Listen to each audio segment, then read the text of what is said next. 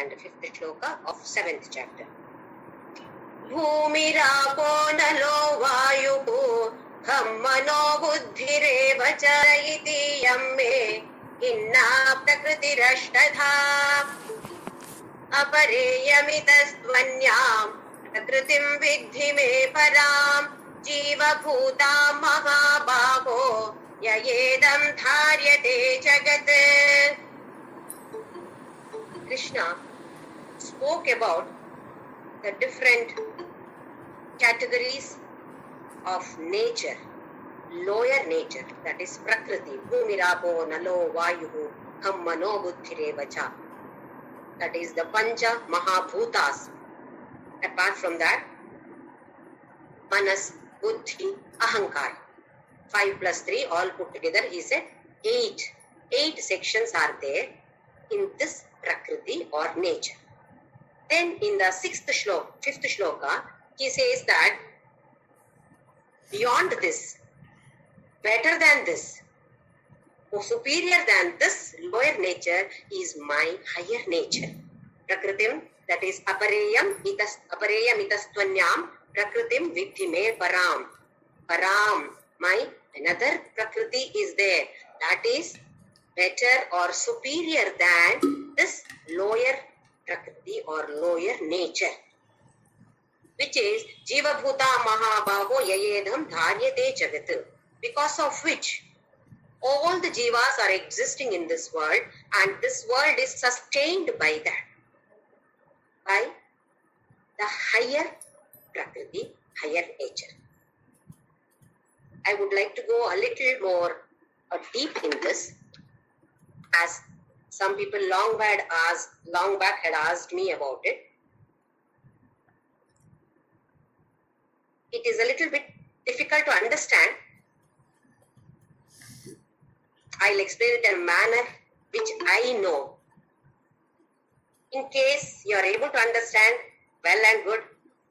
If you are not able to understand, don't worry much about it. Forget about it. That's all. Continue with the other parts of Bhagavadgita. This is about creation. How this creation is happening. The moment we say the word creation, people who have studied science know this law of conservation of energy and matter. It says that energy cannot be created, neither can it be destroyed. It can only be changing the forms. This is pure science. Based on this science, if it's a creation of this universe, then what do we understand? This universe cannot be created unless it is existing previously itself in some other form, in some other potentially dormant form. Just to give an example, just to understand, do we see butter in milk? When we observe milk, there is no butter in milk, but it is potentially unmanifestly existent in milk. Otherwise, how do we get butter later? Just a drop of curd we are adding. What is curd? That also has come from milk. Just a drop of curd we add to milk. It curdles. When we churn, we get butter. From where did we get this butter? So it is existing in milk. We call this as a dormant form, not available for perception as well as transaction. I cannot take butter from milk just like that, even though it is existing. I'm giving this example so that we understand further. I hope it is clear. Butter exists in milk in potentially dormant form, not a dynamic form, dormant form. When we add or when we curdle it and churn it, butter comes out of it. Now this butter is available for perception as well as transaction. I can take that butter and eat or use it as I want. Earlier, it was available in milk in different form. This example is given just to understand about creation. So now, applying this particular law of conservation of energy and matter, which says energy or matter can neither be created nor be destroyed. It can only change from one form to another form. We create electricity out of water, out of heat, thermal power plant, hydro power plant. What does it mean? We are creating electric energy out of energy of water. So it was existing in water, now you are using it in a different form. Energy was already there. It is not created. So here, before this creation of this universe, it was existing definitely, but in a potentially unmanifestly existent, not available for our perception. We could not see the universe. We could not interact with people because people as we are today were not existing then. All of us were existing in a different form. We call this form as causal form. Causal form of matter and energy is this. In Sanskrita, the name given to this causal form is Bijam. Now we understand, from a bija, from a seed, you sow the seed. After a few years, maybe 1 year or so, you see a plant. Then the plant grows into a huge tree. Did we ever even think that this small seed can become such a huge tree? So that energy was there in this seed. It was in a different form, potentially dormant form. It was not available for our perception, not for transaction. Such a form we call it as causal form. It is not available for our perception. We cannot see, we cannot perceive that. We cannot have any transaction. It is available in a different form. This is called as Bijam in Sanskrit. Now, this causal form of energy and matter is responsible for all the energies, all the matters here in this universe. This causal form is responsible. The name given to this causal form is Maya. I hope you are able to understand this. Maya was existing before the creation of universe also. As we said just now, if it is not available in one form, whatever form it is, if it is not available, it cannot be created. Nothing can be created. This is pure science. So before the creation of the universe, it was existent in a different form that we call it as causal form. The name given to this causal form of energy and matter is Maya. So Maya existed before the creation of this universe. That is, we'll keep it at one side. Another side, we have consciousness. Consciousness is not of any material. It is not made of any material. It is beyond time and space. This consciousness also existed before the creation of the universe. Maya existed consciousness also existed before the creation of this universe. Now the beautiful thing between these two principles of consciousness and Maya is nothing but all of us in this universe. Universe is created, which was in a different form, now created by the beautiful blending of consciousness and Maya. We call this in Vedanta, if you use Vedantic words, consciousness is given the name as Purusha. And the matter which is inert, insentient, is given the name Prakriti.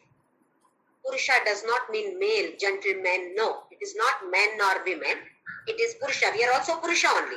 Because what is inside this, Kshetrajna, in 13th chapter, once again we'll come across this, Kshetrajna Vibhagayo. Kshetrajna is the indweller of this body. What we call as consciousness or Atma, we call this as Purusha. Anything else is matter or Prakriti. There are only two things in the universe. One is Purusha, another is Prakriti. Now here, this consciousness at the micro level is known as Jivatma. At the macro level, what we call as Andanda, Brahmanda, Pindanda, Brahmanda. Brahmanda, at the macro level, it is known as Brahman. So, there is no difference between Brahman and me, us. This is at the micro level, Brahman is at the macro level. Bru means big, huge one. So, you can call it as huge of us is nothing but Brahman. Now Brahman and Maya. The difference between Brahman and Maya or consciousness and Maya is made of matter, there is material. Brahman, there is no material. It is just pure awareness. Because it is pure awareness, there is no physical property at all for consciousness. So it is nirguna. Whereas Maya has lot of properties. Sattvika, Rajasika, Tamasika definitely is there in everything. So it becomes Saguna. With Guna, Saguna. Consciousness does not have any physical properties. So we call this as Nirguna. And absolutely no change for consciousness. Maya, always there is change. And Brahman or consciousness is beyond time and space, so eternally existing. Maya also eternally exists. We'll come across this once again, how it changes in further now discussion. So this is the difference between Brahman and Maya. How the universe is created. Now, universe existed in the causal form. Initially, it exists in the causal form. Before creation, as we discussed just now, it must be existing in some form or the other, which we call it as causal form. So, we'll all call this as causal universe. So, it exists in the causal universe. Then, the next level, there are two stages. From the causal universe, it becomes subtle universe or Sukshma universe, Sukshma Prapancha. From Sukshma, it comes Sthula, gross form. First is causal form, middle is subtle form, and the final is gross form. Karana, Sukshma, Sthula. Whatever happens to the universe at the macro level, it happens to us also, micro level. Anything happening at micro level is happening at macro level. That's for sure. So for us also, Karana Sharira, Sukshma Sharira, Sthula Sharira. Sthula Sharira is the one here, what is visible to us, what is available for perception and transaction. I can talk to you, you can talk to me. Transaction goes on. Mind and body. Mind is subtle, body is gross. Somebody had sent me a question. How do you differentiate between Sukshma and Sthula? From a book, Bhagavadgita book, I am chanting, reading the book. Words are printed in the book. I am reading. How am I reading? Am I taking those words and keeping it over here? Physically, am I taking or plucking those words and putting them here in my head? No, it is not happening so. Then, how am I doing it? Sukshma Rupa. The gross book is there, words printed are as they are. How many ever times you read, I am reading it from the Sukshma Rupa. So it is as it is. I hope you are able to understand between the Sukshma and Sthula. Book is Sthula. Words written on that are Sthula Swarup. What we are reading is Sukshma Rup, not the Sthula Rup. So this universe existed in the causal form initially. Then, this causal universe became now Pancha Bhutas, not in the Sthula form, in the subtle form. We call them as subtle elements. What are these elements? All of us know. It is easy to remember with your hands. Topmost, middle finger, Akasha. Next is Vayu, air. Ether, Vayu, air. Agni, fire. Lowest is Jala, water is always down. So here this is Jala or water, this is Prithvi. In between Akasha and Jala, it is Prithvi. So it is easy to remember with the help of your fingers, 5 fingers in the hand. Now what is happening? Maya is Trigunatmika. Triguna, Sattva, Rajas and Tamas. Subtle elements are created first. Subtle elements. Water is not available, ether is not available, fire, nothing is available for our visibility. Nothing is there. Sukshma Rupa, first creation of Sukshma, these Bhutas, we call them as subtle elements, happens.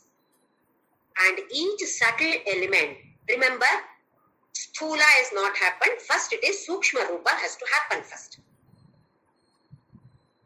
So in this Sukshma Rupa, each element has got 3 tattvas, 3 gunas.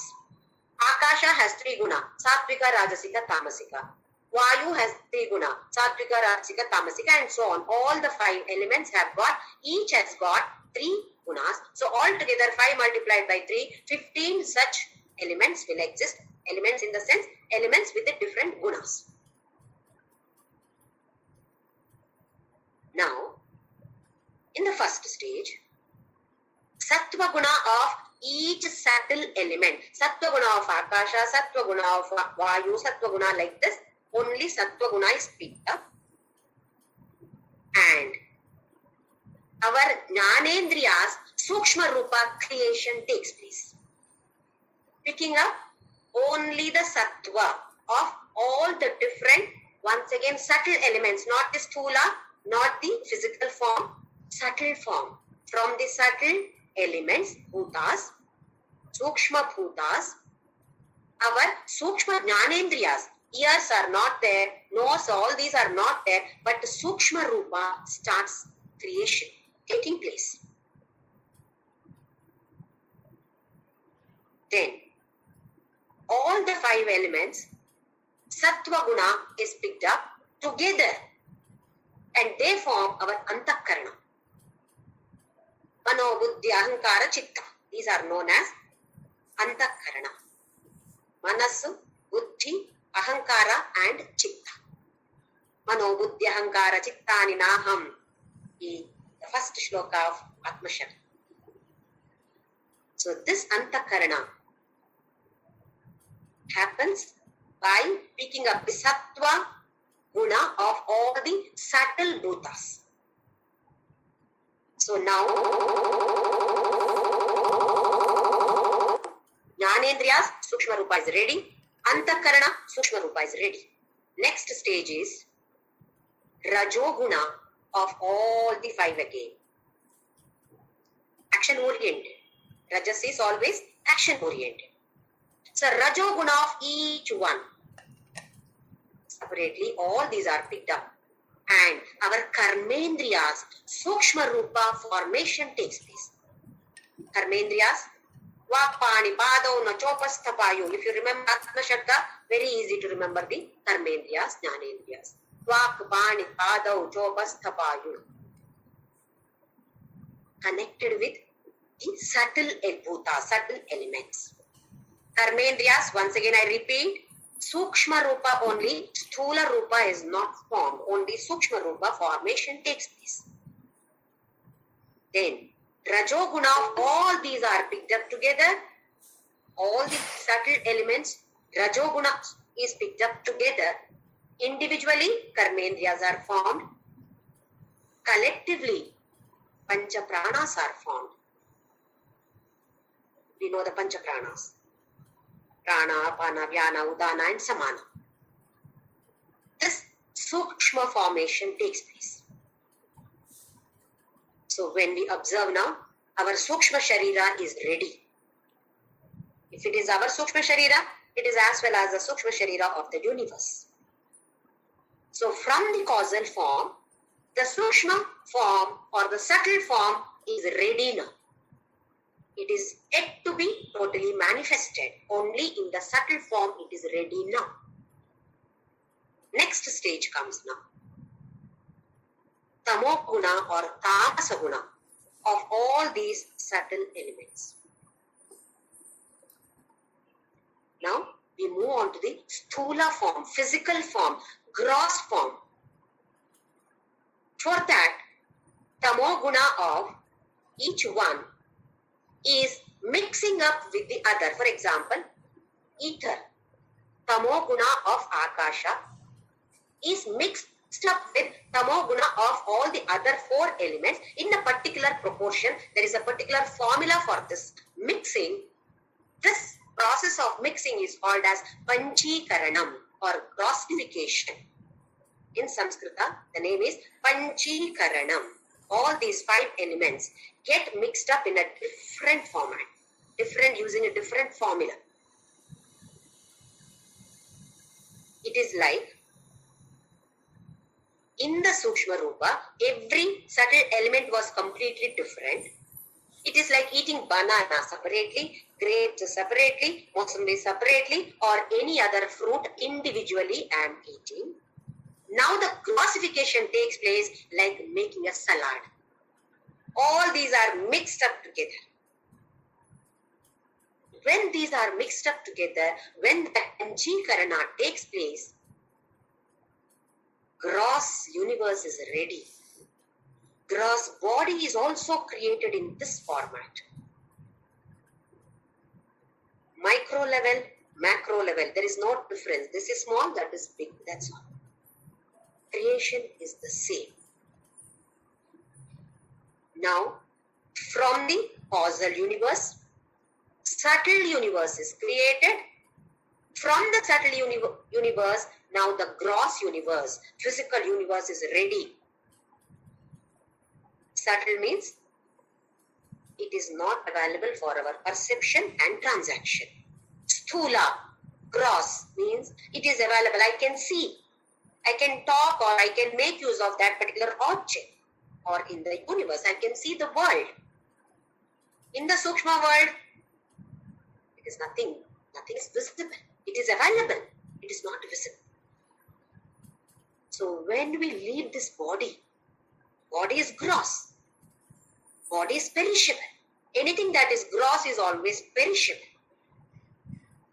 So this body, when I die, this body will go out of shape. What will happen? This is nothing but matter. It is made up of all these 5 Panchabhutas, now gross elements. They existed in the subtle form, now they are in the gross form. All these 5 elements are there in my body. Remove all the 5 elements, my body is nothing. All of us are nothing but matter, made of these 5 elements. So from the causal form, Karana Sharira, we come to the Sukshma Sharira, Sukshma form or subtle form. Then we come to the gross form or Sthula. Sthula Prapancha, Sthula Sharira. I hope you are able to grasp a little at least. May not be able to remember each and everything. At least something, how the creation is taking place. Now, this gross form, perishable, perishes one day or the other. Again, it comes back to the Sukshma form in the middle form. First is causal, next is subtle or Sukshma, and the last one is Thula or gross. After a particular period, certain period of time, whether it is a human being or an animal or the universe, everything has to perish, what we call is pralaya. If we are born, there is a death. Universe is born, universe will die. Will, certainly it will die. What do you mean by that? Death? Gross form is no more existing. Again, we come back to the Sukshma form. So when we leave this body, we take the Sukshma form. Sukshma has got eyes, everything is there in the Sukshma Rupa. That is why we say, when somebody dies, the soul is around the place. It can hear, it can see all of us. It says, I'm here. Why are you all crying? But the words are not coming out because it is in the Sukshma form. We are not able to hear. They are in the Sthula form. In some of the rituals after death, for 11 days, they keep one thread hanging and bowl of water. The thread just touches the water. It is said in our scripture that soul in this Sukshma form feels hungry, feels thirsty. So it drinks water. It sits on the edge of that tip of that thread and drinks water. It may be only for us to understand. But remember that it has all the Jnanendriya, it has all the Karmendriyas, everything is there, but in the Sukshma form, only the body is not there. You remember Shloka number 28 of chapter number 2, Sankhya Yoga, Krishna says, Avyaktadini bhutani vyakta madhyani bharata. Avyakta nidhananeva tatraka paridevana. Appeared for some time, will disappear for some time. Again it will appear for some time. Again it will disappear for some time. For this, why are you crying, Archana? When we understand this concept, the concept of death is clear for us. From this Sthula form, I am going back to Sukshma form, whoever it is. I am not dying. Just like how we sleep. When we sleep, what happens? Mind is not active. Body is there, mind is not active. Same thing happens here. Body is not there, but everything else is there. In the Sukshma Rupa, everything else is there. Again, I manifest. From manifest, again unmanifest. Keep on doing this. Up and down, we keep on doing this. After a certain period of time, the whole universe, pralaya takes place, everything goes back to the initial form, what we call as causal form or seed form or maya. From there, again, we come back to the Sukshma Rupa, again to the Sthula Rupa. So this cycle goes Prabhava and Pralaya, Prabhava, Pralaya. This goes on and on. So if somebody dies, remember that body only is not existing.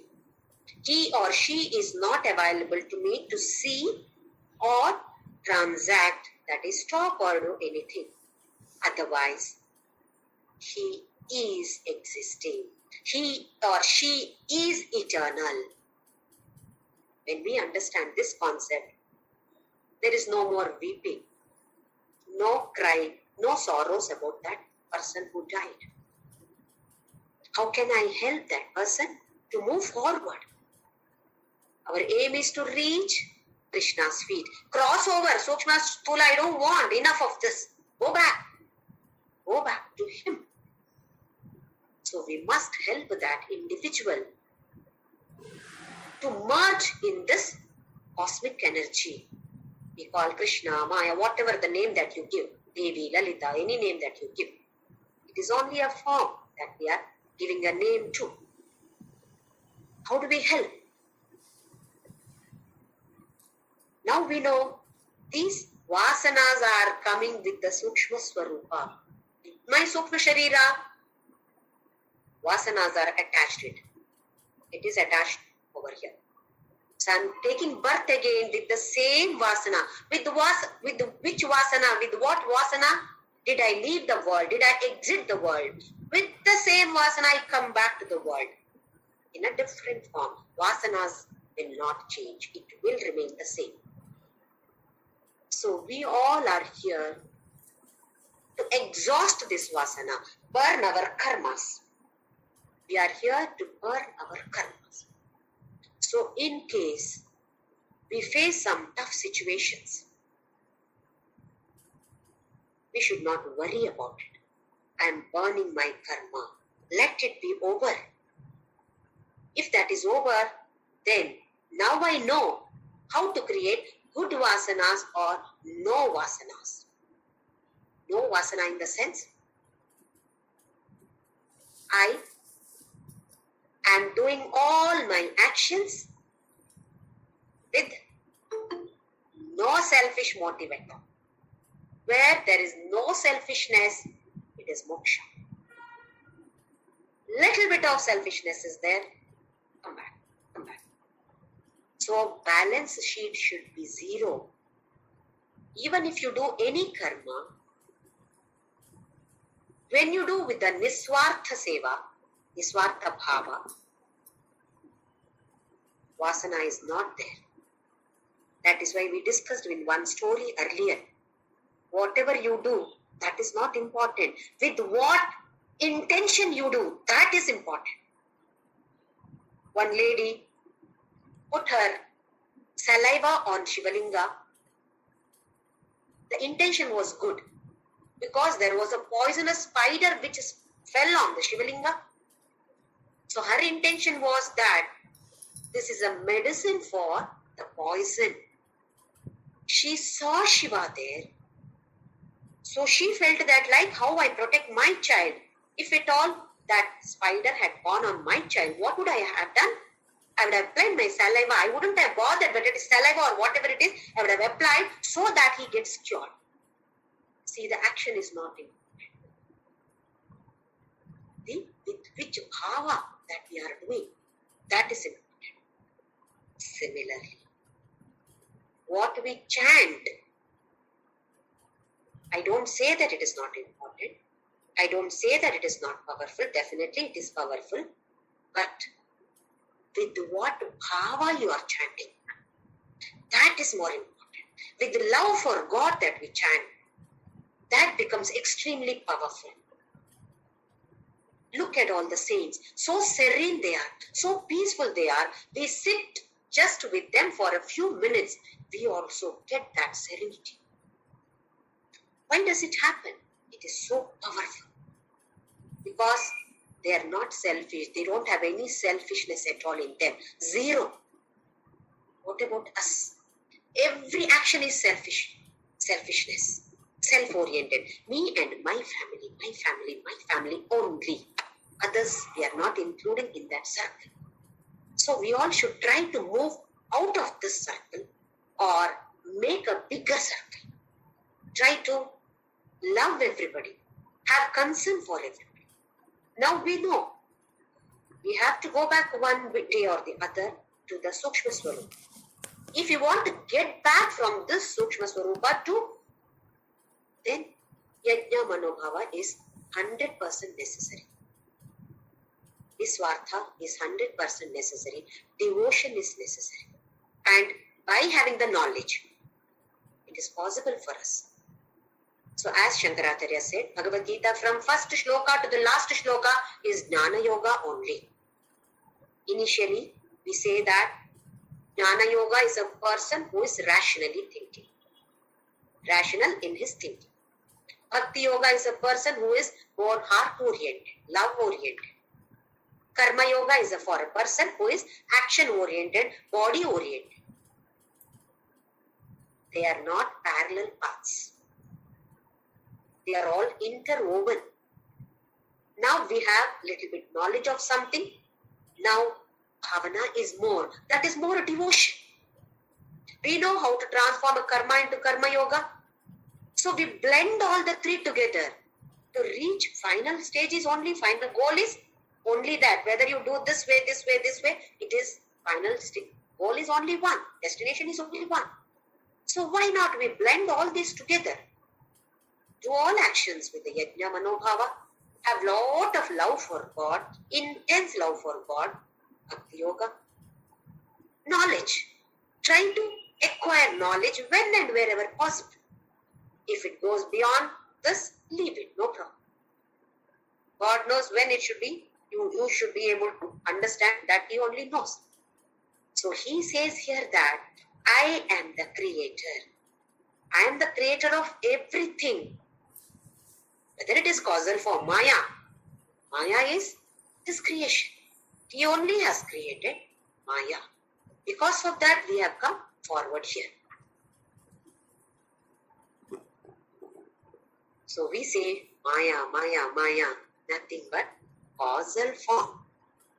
We are covered here. We also use the word Maya for illusion. We say God is covered by Maya. Behind the causal form is that God. So we say that He is covered by Maya. Thick curtains, many curtains are there, layers are there. Go on lifting layer after layer of the curtain. Reach. So we have to try lifting the thick curtains one by one. Why not? It will be possible for all of us. Knowing the concept of Bhagavadgita, it should not be difficult for of us at all to reach this particular beautiful, wonderful lotus feet of our heartthrob Sri Krishna.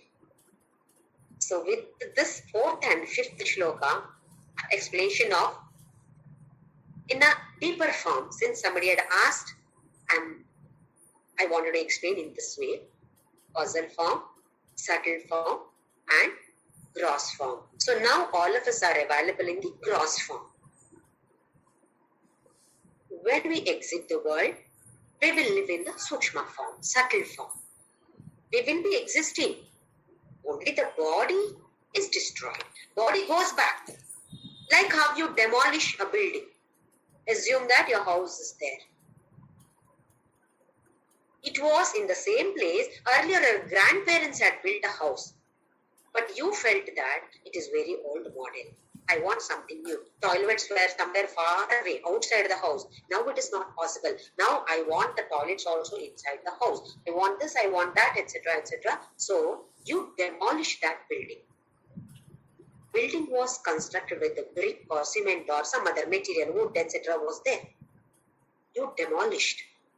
So where did this material go back? They all went back in a different form. They exist. Remember, matter can neither be destroyed nor be created. Energy can neither be destroyed nor created. This is pure science. So that building material, everything has gone back to some different form. It is existing in a different form. What happened to the building? Building also is not there. Building is like the universe. Universe is not existing. And what about the brick, cement and wood? Everything is demolished. Everything is destroyed. Remember, existing in a different form. Today you are constructing another house here. So what is happening? Prabhava. You are creating another building there. How are you creating? With the matter. With the brick, the cement, the wood and so many other items. What are they? Matter. So you are creating a building here, constructing a building here. After another 100 or 150 or 200 years or so, your great-grandchildren, they feel that, oh, this is not good. I want to demolish this. So they may demolish that. What is happening? Pralaya is happening to the building that you constructed. Again, that person builds another house in the same space. Space is not different.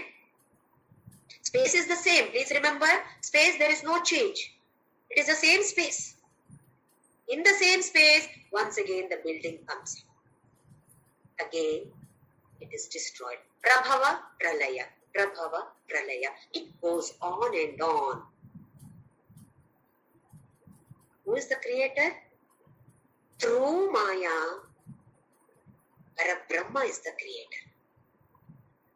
So in the later shlokas, he says that I am not in them.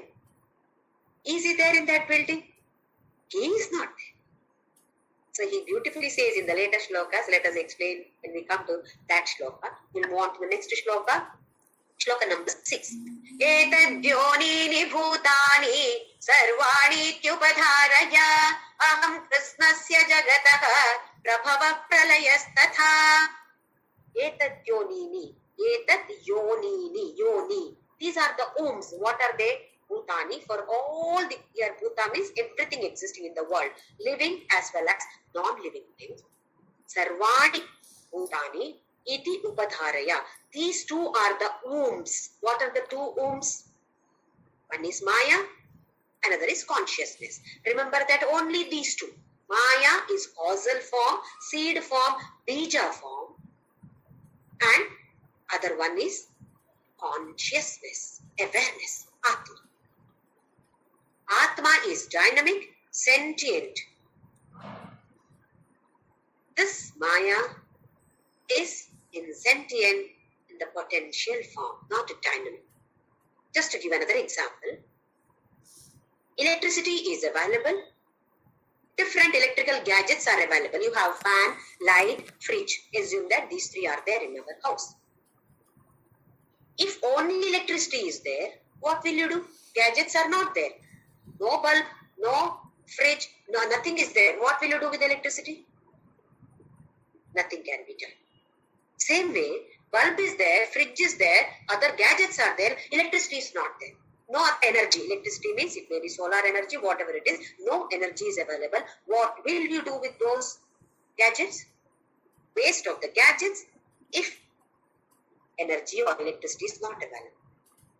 Waste of this electricity if the gadgets are not available. So this electricity is like consciousness. Different gadgets are there. This is like different matter or universe or prakriti or whatever you call matter. Gadgets, there are so many different kinds of gadgets are there. Electricity in your house comes the same electricity through one wire in your house. It is supplied to different gadgets. In bulb, it gives light. It does not give light in every instrument. Every gadget, does it give light? In fan, does it give light? It gives breeze. Fridge, it cools. Different action is performed by the same electricity based on different gadget. In which gadget you are using electricity, based on that gadget works. So as it is, gadget is dormant. insentient, no feeling, no work, actionless.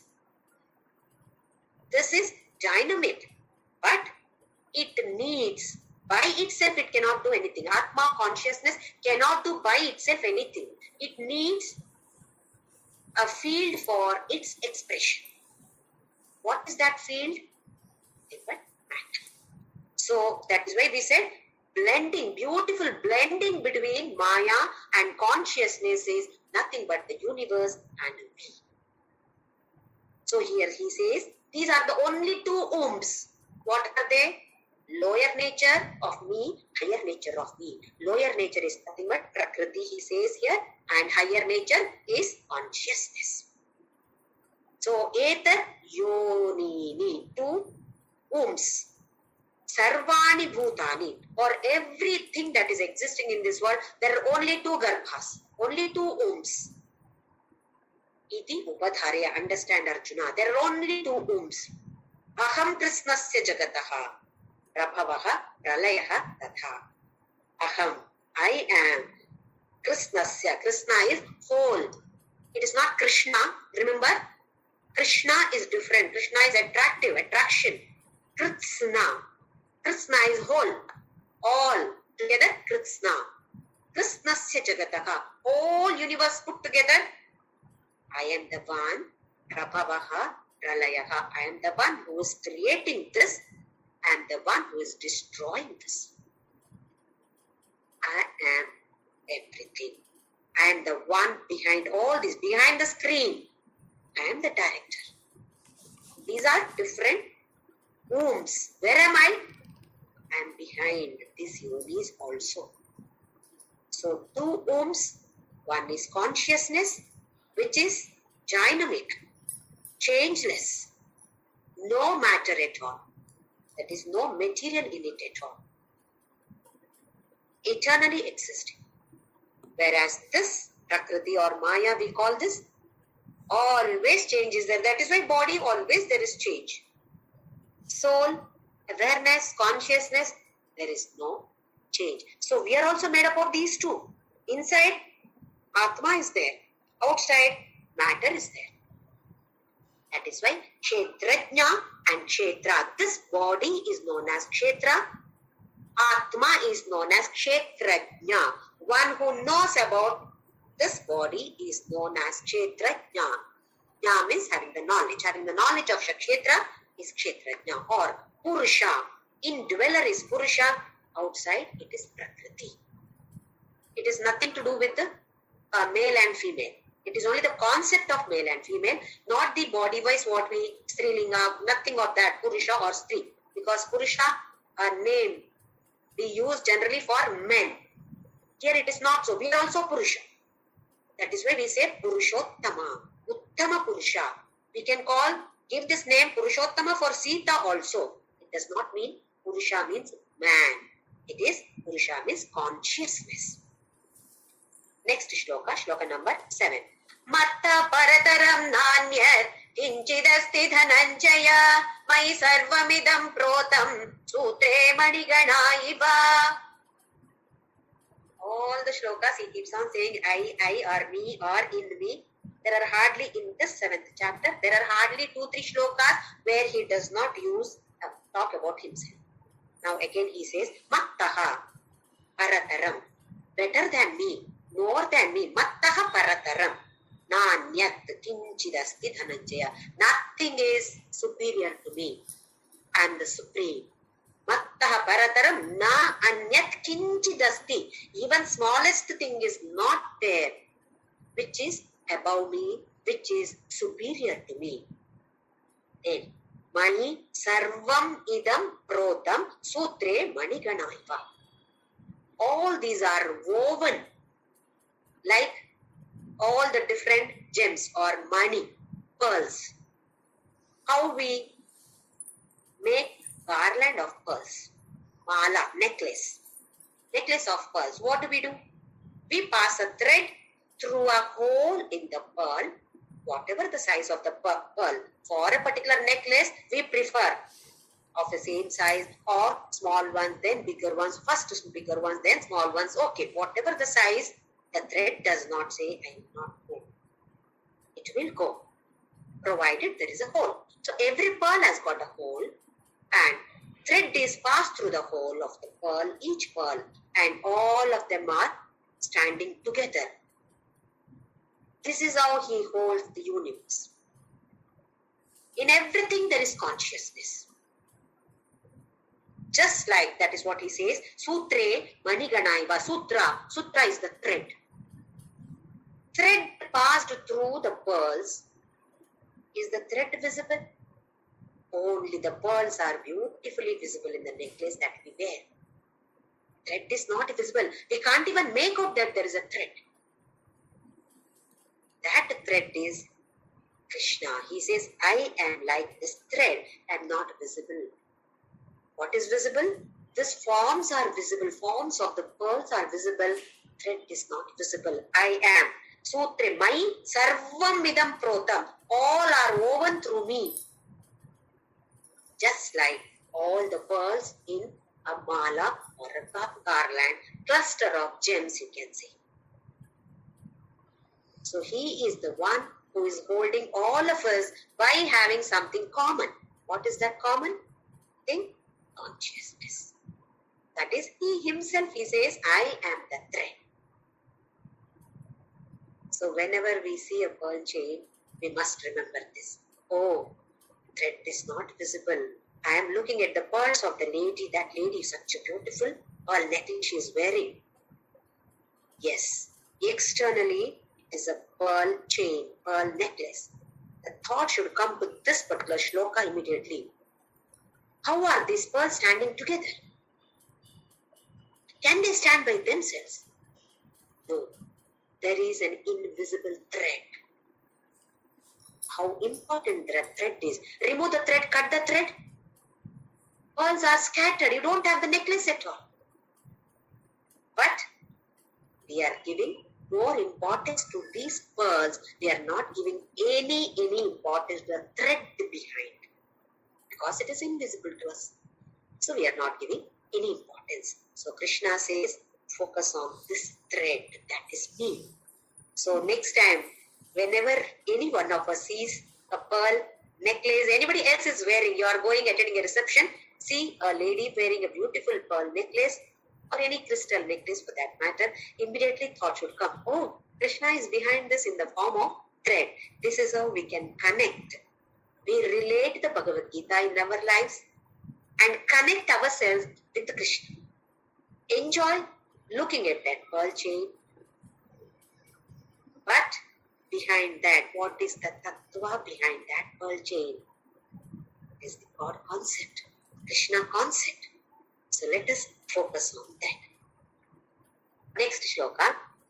Next two shlokas I will read out together. Rasoham apsu kaunteya prabhasmi shashi surya yogo pranavah sarva vedeshu shabdakhe paurusham drushu punyo gandha prithivyam cha tejaschasmi vibhavasau jivanam sarva bhuteshu tapaschasmi tapasvishu. Now he talks about different kinds of manifestation. How he is manifesting in different forms. Even in Vibhuti Yoga, he is going to elaborate later. Just like how we teach the young children, LKG, ABCD, either capital letters or in a big way. We make them write big A, not a small A, big A, so that it is easy for the child to perceive it, understand it, and write it. Small one, the child will not be able to write initially. So he talks about his manifestation. Everything is his manifestation. But specifically he picks out, I am this, I am this, I am this. So that we understand initially, oh, till now I did not know that this is Krishna. Oh, now is this Krishna? So like that, he is explaining, Rasoha apsu kaunteya, apa is water. Kaunteya, I am the rasa in water, the flavor in water, the sapidity in water. I am that rasa in water.